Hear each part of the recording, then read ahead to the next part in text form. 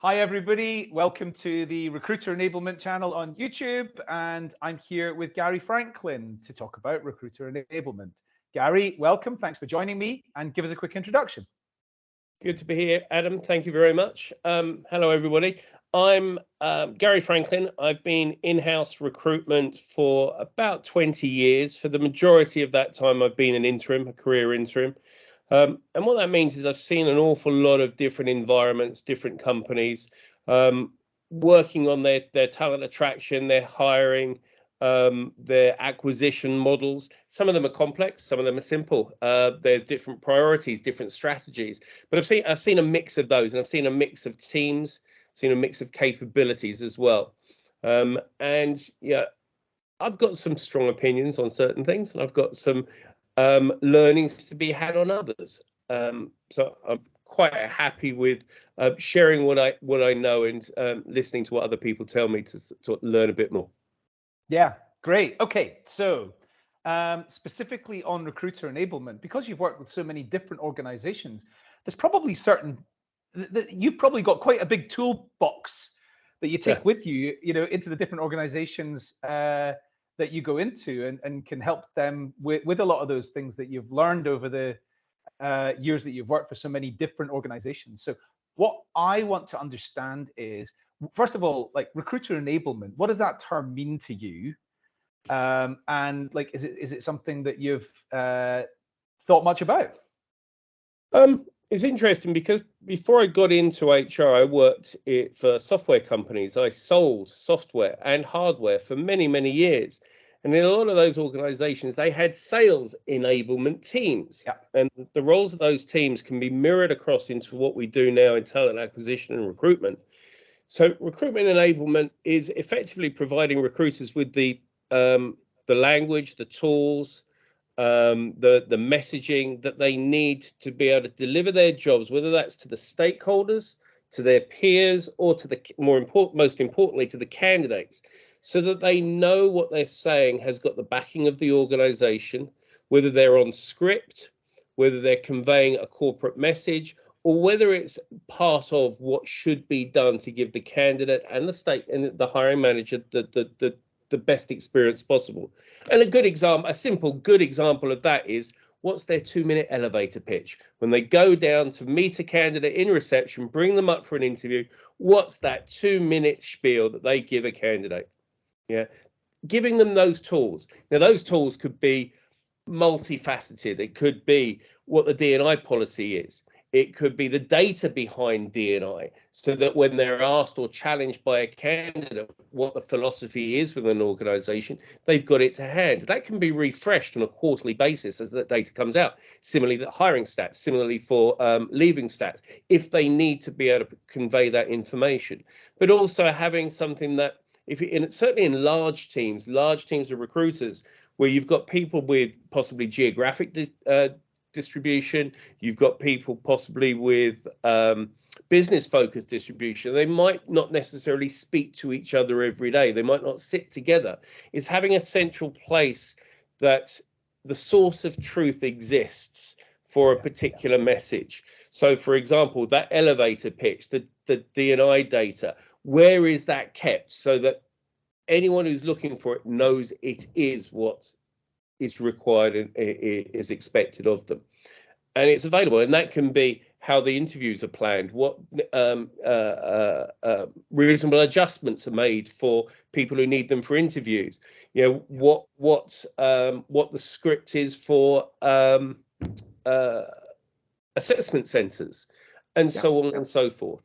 So that sort of information, and having that equipment, those tools available to the recruiters, enables the recruiter to do their job. There's recruitment enablement. I mean, I couldn't have said it better myself. What a great comprehensive description of what recruiter enablement is. I believe that within a team of, let's say, 20 recruiters, probably 20 of them are all doing that elevator pitch in a slightly different way, according to what they've decided they want to say, what they're comfortable saying, and using their own creativity and flair and entrepreneur. A lot of people in recruitment started in agency, right? Where your desk is your own business. So we are all kind of, a lot of us, quite naturally entrepreneurial and gregarious, and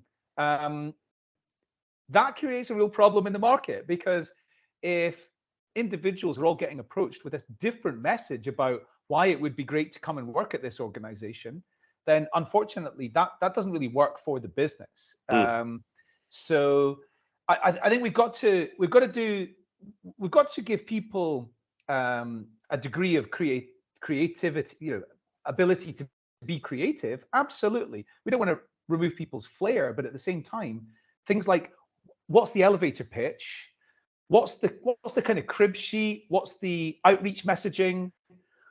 How do you handle objections when the person says, I'm not sure about your organization because it makes guns, or whatever it might be? We can't just leave everybody to their own devices to determine, how to go about responding to that. So can you give me any examples of times where you've seen, actually everybody's doing things in a completely different way, and we need to create a bit more sort of organization around this? I think when it comes down to data and how the data is conveyed, because data becomes a source of truth, and whenever the data points are out there, they become the truth to the person who's reading them. So if one person gives, and a good example is someone going down to a reception, bringing somebody up from a reception to an interview. Yeah. Elevator pitch number one, but somebody different takes them back to reception at the end of the interview. Elevator pitch number two. And if those two do not contain the same sense of information, then you've got a conflict, and the candidate has a mistrust of the information, the people involved. But we want to make sure that the people that are having those conversations are being their authentic selves.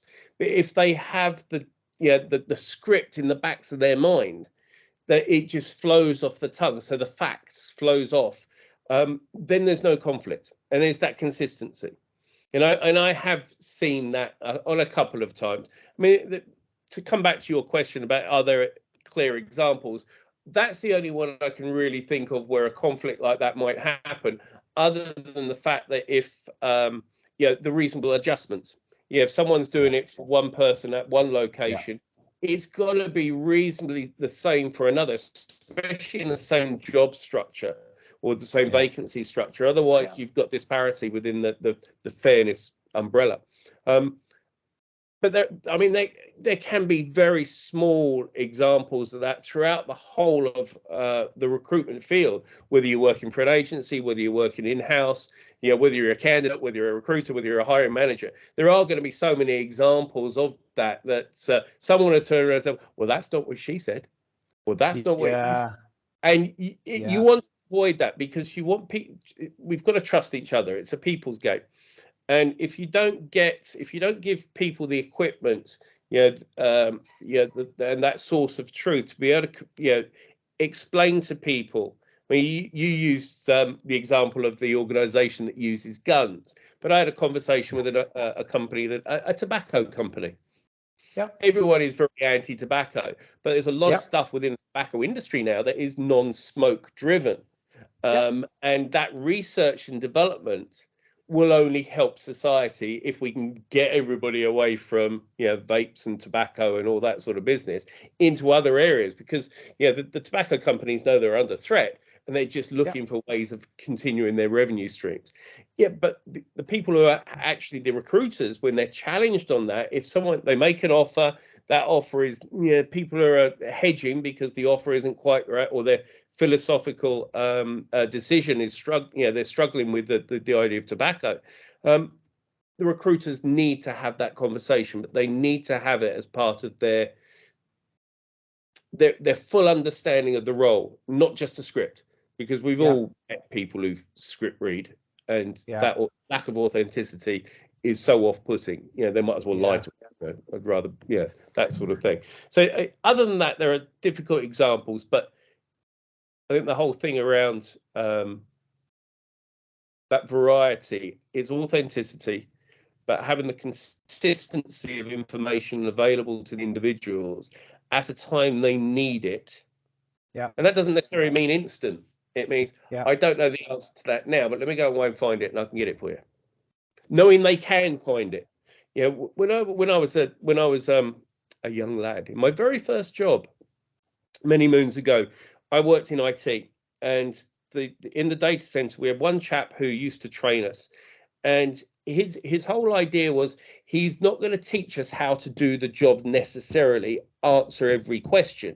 He wants to teach us to do the job, but if we don't know the answer, we know where to look for it. Yes.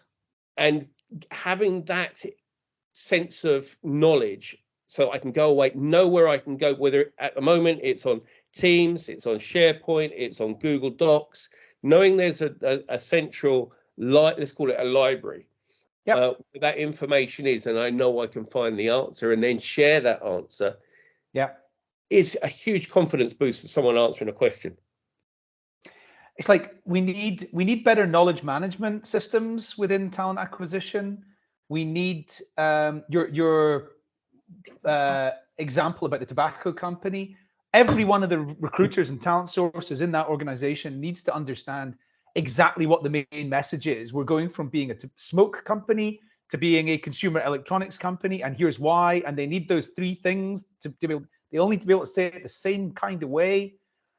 And then your point about like the person picks them up from reception, the person takes them back to reception. This is all experience design. That's like an assessment playbook that's needed for that. Again, it's another part of enablement so that there's a consistent candidate experience. Gary, I know that we can talk about this for a long time. I've got loads of great things from you in this interview. Your experience really comes through. And where can people contact you if they want to talk to you more about these subjects? So Gary Franklin on LinkedIn. My email address, gary@g7talent.com. Best way of catching me. But I'm on all the social media channels. I'm Gary Franklin on Twitter, for example. So or through Adam. Yeah, Adam knows how to get hold of me. Yeah, or through me. Absolutely. Okay, great. Lovely to have you today, Gary, and all the best, and I'll see you soon. Thanks, Adam. Take care.